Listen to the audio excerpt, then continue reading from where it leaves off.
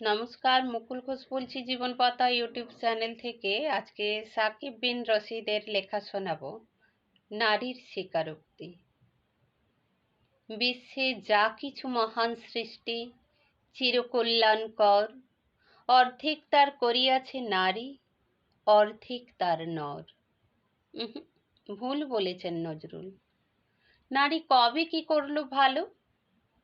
আমি নারী, আমি ছলনাময়ী, আমি সর্বনাশী, আমি জগতের কালো।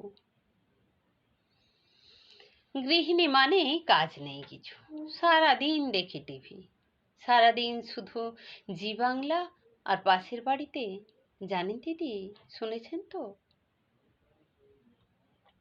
অফিসেও আমি বড় অকেজ, মুখে আটা মেখে সময় কই।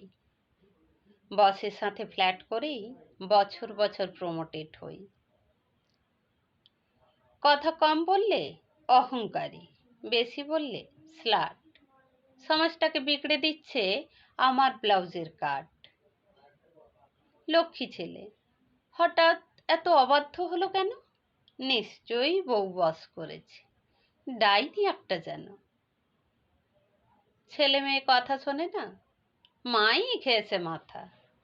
স্বামী করছে পরকিয়া, সেও আমারই ব্যর্থতা। প্রেম দিয়ে যদি আঁকলে রাখতাম লক্ষ্মী বউয়ের মতো, দেবতা স্বামী আমার, সে কি অন্যমুখী হতো? ডিভোর্সটাও আমারই দায়, সংসার টেকাতে পারিনি। আগে ভাগে সময় মতো ক্যারিয়ার কেন ছাড়িনি? আর তাছাড়া চাকরি করার দরকারটা কি? অনেক কামাই স্বামী, ঘরে বাচ্চা রেখে অফিস করি, কেমন মা আমি? ধর্ষণটাও আমারই দোষ। এই মেয়ে, তোর ওড়না কই?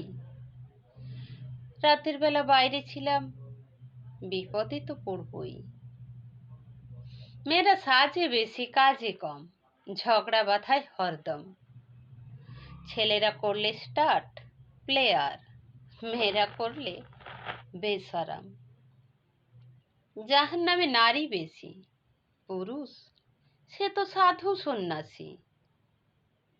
নারী কেবল সর্বনাশী, ফ্রুট কিংবা হোর। দোষগুলো সব আমার রে ভাই, গুণগুলো সব তোর।